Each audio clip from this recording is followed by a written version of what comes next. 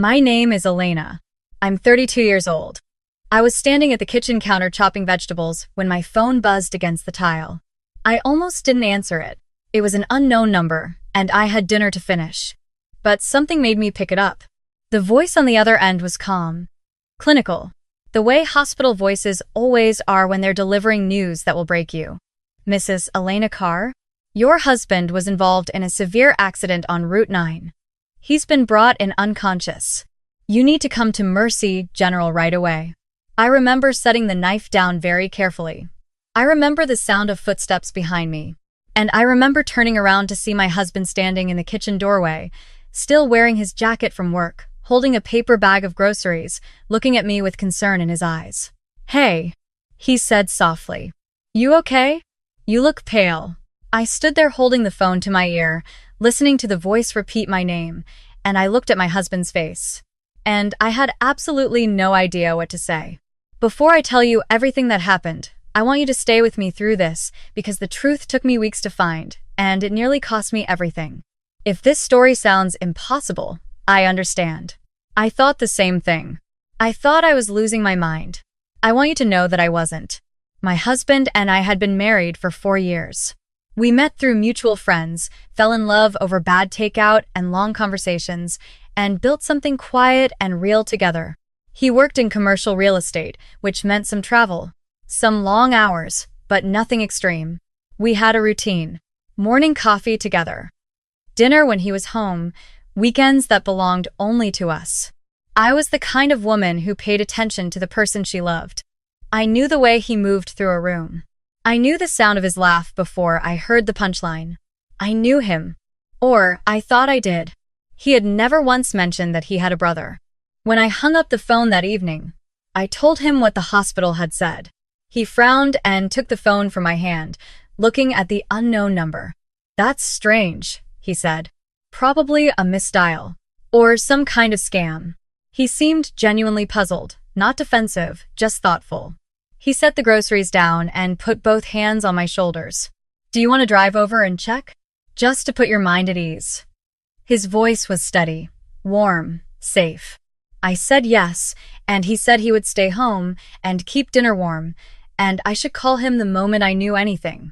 He kissed my forehead. I drove to Mercy General alone. The man in the trauma unit had my husband's face. The nurse led me to a room where the lights were low and machines tracked everything. There were bandages around his left arm and a cut across his jaw. His eyes were closed. But his hands, the particular shape of his knuckles, the small scar on his right thumb from a childhood accident he'd told me about once. Those hands were the hands I had held across 1,000 dinner tables. I gripped the bedrail and told myself I was confused, that stress does strange things to perception, that this was a coincidence. But the attending physician looked at me with steady eyes and said, "He had identification on him, Mrs. Carr. Driver's license. Work ID. Everything matches your husband's name." I drove home in a fog so thick I barely remember the highway. My husband was waiting on the couch. He looked up when I walked in, and his face arranged itself into exactly the expression I needed: concern, relief, love. He held me while I tried to explain what I had seen, and he listened patiently. And then he said the thing that made me question everything I had just witnessed. "Sweetheart," he said quietly, "do you think, maybe, you've been under too much stress lately?" He said it gently, kindly, the way you say something to someone you love when you're worried about them. And because I loved him, and because I was exhausted, and because the alternative was something I couldn't yet name, I let myself believe him. I want to be very clear about why I didn't go to the police that night. I've thought about this 100 times since. The answer is simple and a little embarrassing. I had no framework for what I had seen. I couldn't walk into a police station and say there's a man in the hospital who looks like my husband, but my husband is at home. That sentence sounds like a person who needs medical attention, not a criminal investigation. I had no evidence. I had no theory. I had only a feeling that sat in my chest like a stone and refused to dissolve. So I went to bed. And my husband slept beside me, and his breathing was slow and even, and everything felt ordinary in the dark. The next morning, I called the hospital for my car while he was in the shower.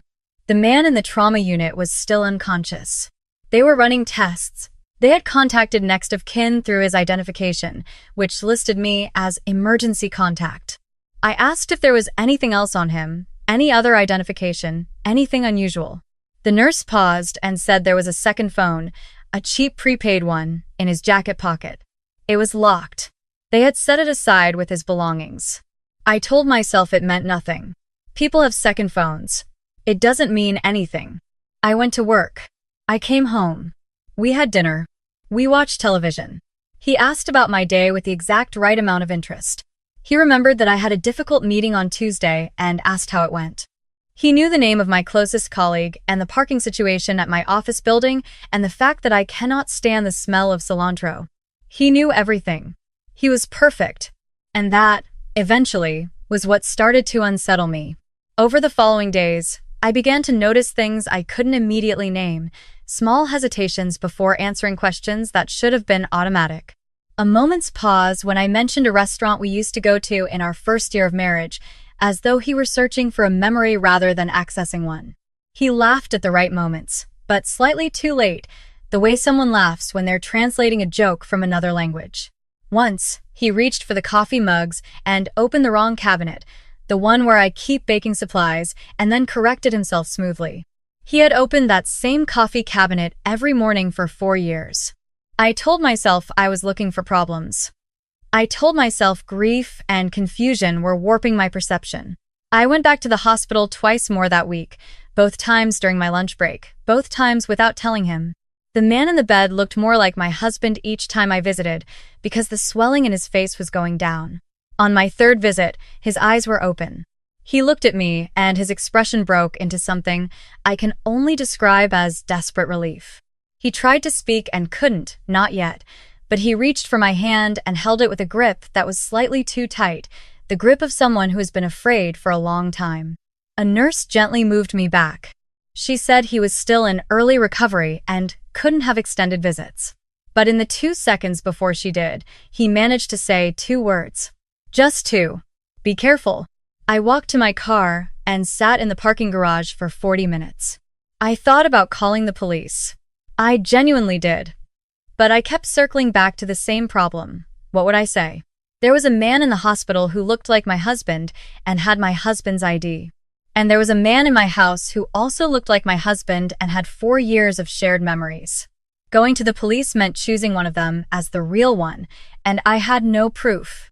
More than that, I remembered the grip of that hand, the desperation in his face when he said, "Be careful," and I was terrified that if I moved too fast, whoever was in my house would disappear or do something worse. So I waited. I watched, and I started to look for evidence quietly, the way you look for something in a dark room, very slowly, without making any sudden movements. My sister was the one who finally found the thread worth pulling. She is 3 years older than me, sharp in a way that sometimes feels like having a searchlight aimed at you. I had told her about the hospital visit in a vague, uncertain way, downplaying it, and she had listened without saying much. But she had also started doing her own research, because that is exactly the kind of person she is. She called me on a Thursday evening when my husband was at the gym. She told me to come to her apartment as quickly as I could and to make sure I wasn't followed. The way she said it, quiet and deliberate, made my hands go cold. When I arrived, she had her laptop open and documents spread across the coffee table. She locked the door before she spoke. She had started by trying to verify my husband's background, basic things, employment history, family records, things accessible through public records requests she had friends who could help with. And she had found something that was not in any of the stories my husband had ever told me about himself. A birth record. County Records Office, 3 states away. Marcus Carr, born to Helen and Robert Carr. And directly below it, on the same date, the same parents, same county. Nathan Carr. Twin birth. I felt the room tilt. She pulled up an obituary next. Nathan Carr, age 23, killed in a single vehicle accident on a rural highway. Survived by his brother, Marcus. No other family listed. Short, sparse. The kind of obituary that gets placed by someone who wants the record to exist without inviting questions. The accident was never fully investigated, my sister said carefully. The car went into a ravine. The body was identified by a family member, which means one person confirmed it, and that person was Marcus. I sat down on her couch because I needed to. She had more. She had found medical records through a contact at an insurance company. Records attached to my husband's name showing treatment at a rehabilitation facility 2 years before we met. The dates didn't line up with anything he had ever told me. She had found a lease agreement for an apartment in our city, signed under a slightly different name, Nathan M. Carr, a year before my husband and I had met. She had found photographs, buried in an old, cached social media profile, of 2 young men who looked completely identical standing in front of a lake, arms around each other, grinning. "I think Nathan faked his death," she said. "I think he's been watching Marcus for years. Maybe watching you. And I think the man in the hospital is your actual husband, and the man in your house is his brother. My sister is a nurse. She works at a hospital across town, not Mercy General, but she has access to systems and colleagues and a professional thoroughness that cuts through confusion. She had already reached out quietly to a contact at Mercy General. The man in the trauma unit had been fingerprinted as part of standard intake procedure. She was trying to get those prints compared against my husband's employment records, where his prints were on file from a background check. The results came back the next morning. They matched Marcus Carr's employment file perfectly. The man in my house was Nathan. I went home that morning and made coffee and set a mug in front of him and watched him wrap both hands around it, and I felt something settle in me that was not calm but was the closest thing to calm I had access to. I knew. He didn't know that I knew. And for the first time in weeks, I had the advantage. Over the next 10 days, I built a case with a kind of methodical patience I didn't know I was capable of. My sister helped. She documented the medical evidence. I went through every drawer, every file, every digital account I could access in our shared home. I found a storage unit key in the back of a jacket pocket I had never seen him wear. I found, in that storage unit, 3 years of journals, photographs of me that I had never posed for, surveillance images taken from a distance, printed records of my husband's financial accounts, property holdings, the details of an insurance policy worth just over $1.2 million that named me as beneficiary and, if I were to predecease my husband, transferred entirely to the surviving spouse. I found notes, pages of them, written in handwriting that was almost identical to my husband's but not quite, the letters slightly too careful, the way someone writes when they are copying a style rather than expressing one. The notes described Marcus's habits, his speech patterns, the stories he had told people, the jokes he made, the way he took his coffee. Years of observation, years of preparation. Nathan had not done this impulsively. He had planned it for a very long time. The final piece came from my husband himself. By the end of the second week, Marcus was well enough to speak at length. I visited him during Nathan's standing Thursday evening workout, the one reliable window I had. Marcus told me everything, his voice still rough, his arm in a cast, but his eyes completely clear.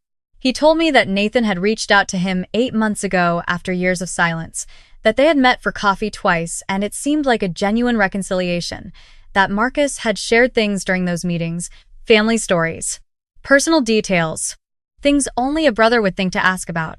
He told me about the Thursday morning he had been driving to a client meeting and a car had run a red light and hit him so precisely on the driver's side that the insurance investigator had noted, in a report Marcus had never seen, that the angle of impact suggested the collision may have been intentional. He had never suspected Nathan. He thought it was just a terrible accident. He had been unconscious for most of the first 2 weeks. By the time he was coherent enough to ask about me, the staff were deeply confused about why his wife had visited twice early on and then apparently stopped coming. He hadn't known that a version of him had been sleeping in our home this entire time. When I told him, he went very still. Then he said, in a voice barely above a whisper, "He did this before. When we were teenagers.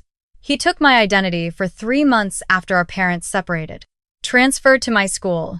Made friends with my friends. I reported it and no one believed me because we looked the same. That's the last time I ever talked about him to anyone. I reached over and held his hand. He held mine back the same way he always had, and I knew, without any question, exactly whose hand I was holding. We had 2 more weeks before Nathan made his move. my sister, and I had anticipated it from the journals. There was a reference to a legal consultation, to documents being prepared, to what Nathan described as the final stage. My husband's financial accounts and property holdings were the end goal. He needed my signature and my husband's power of attorney, which he could execute as Marcus, to begin transferring assets. He arranged a meeting with a financial advisor and told me it was a routine review of our investment portfolio. He scheduled it for a Saturday morning. He seemed relaxed, confident. He brought me coffee before we left the house and smiled at me over the rim of his mug, and I smiled back, and neither of us let anything show. The financial advisor's office was on the 14th floor of a building downtown. We sat across from her desk, and she began laying out documents. And Nathan sat beside me with the easy posture of a man who believed everything was going exactly as planned. I let her walk through the first 2 pages. I nodded at the appropriate moments. Nathan uncapped a pen. Then I said, "Before we continue, there's something everyone in this room needs to see." I had a tablet in my bag. I placed it on the desk and pressed play. The first video was security footage from the storage unit facility, time-stamped, showing Nathan entering and exiting over 18 months. The second was a photo array my sister had compiled of the journal pages. The third was a side-by-side comparison of fingerprints, Marcus's employment file prints versus the prints taken from a glass Nathan had used at our house, which I had preserved carefully in a Ziploc bag and had tested through a contact my sister knew. Nathan stood up. His chair scraped back hard against the floor. He started to speak, and then the door opened, and 2 detectives walked in, and the financial advisor, who had been briefed the previous afternoon, quietly closed the documents and folded her hands. He looked at me for a long moment. I don't know what he expected to see. Shock, maybe, or fear. What he saw was just my face, looking back at him steadily, and I think that was the moment he understood that it was over. He was arrested that morning. The charges took some time to compile because the situation was genuinely unusual, but the list was long. Criminal impersonation, conspiracy to commit fraud, attempted murder in the 1st degree for the staged accident, stalking, unlawful entry and residence, and several counts related to the financial scheme. My husband's insurance investigator reopened the accident file and reclassified it as intentional. The physical evidence from the storage unit, combined with the financial records and the fingerprint analysis and Marcus's own testimony, built a case that his defense attorney apparently described, in a moment of candor, as airtight. Marcus was discharged from the hospital 6 weeks after the accident. He walked through our front door on a Tuesday afternoon in October, and I had left everything exactly as it was except that I had changed the sheets and opened all the windows. He stood in the hallway for a moment, just looking at the familiar walls, the same photos, the same worn floorboard just inside the entrance that he always stepped over out of habit. He stepped over it now. Muscle memory. Real memory. The kind that doesn't come from journals. He turned to look at me, and I was already crying, though I hadn't noticed until that moment. We held onto each other in the hallway for a long time. At the trial, Nathan testified in his own defense. I sat in the gallery and watched him speak. Without the context of our home, without the softness that familiarity had lent him, his resemblance to my husband was more surface than I had realized. The cadence of his speech was slightly different, more careful, more constructed. The way he looked at people had a quality to it that I could not name in the moment, but later understood as calculation, the constant private assessment of someone who has spent their entire life performing rather than living. He was convicted on all primary counts. The judge cited the premeditation, the duration of the scheme, and the deliberate targeting of a victim who would be psychologically isolated by the nature of the crime itself. 18 years. With possibility of parole after 12. I thought I would feel something dramatic when the verdict was read. I felt mostly tired and then, slowly, clean. My husband and I still live in the same house. We talk about moving sometimes, but we haven't. I think part of both of us wanted to reclaim the space rather than abandon it, to let normal life fill it back up until the strange shape of those weeks was just a shadow in the corner of a room you've stopped paying attention to. There are things I notice now that I didn't used to. The specific way my husband sets his coffee cup down. The exact pause before he laughs at something unexpected. The way he reaches for my hand, not because the situation calls for it, but because we are sitting near each other and that is simply what he does. I notice these things not because I am checking or verifying, but because I understand now, in a way I couldn't before, that the ordinary details of a person are not background noise. They are the whole story. They are the thing that cannot be copied, not fully, not perfectly, not by someone who has only ever watched from the outside. Nathan studied my husband for years. He learned his handwriting and his stories and his coffee order and the name of our veterinarian and the brand of shampoo we kept in the shower. He learned everything he could learn from observation. But he couldn't learn the weight of being known, the unguarded, unrehearsed quality that exists between two people who have chosen each other over a long time. I felt its absence before I understood what I was feeling. Something wasn't right long before I had words for it. I am not telling you this story because I want sympathy, though I understand if that's what it sounds like. I'm telling you this because for a long time I thought the fact that I hadn't noticed sooner meant something terrible about me, about my attention, about what kind of wife I was. My therapist helped me understand that Nathan had prepared for years to pass as someone I loved, and that the question was never why it took me so long to see through it, but how he had constructed something so elaborate in the first place, and what that said about him. Not about me.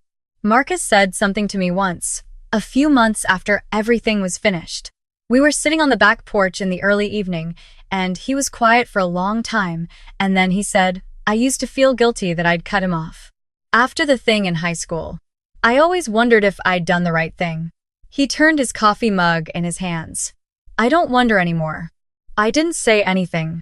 I just sat beside him in the evening light and let the quiet settle around us, and it was the particular quiet of two people who have been through something and come out the other side, not unchanged, but still here, still choosing each other, still reaching for the same ordinary morning and the same worn floorboard and the same unremarkable, irreplaceable life. That is the whole story. The man who tried to take it is in a correctional facility 2 states away. The man who belongs in it is sitting in the next room right now, probably looking for the remote control in the wrong place, because he does that every single time, and I have never once asked him to stop.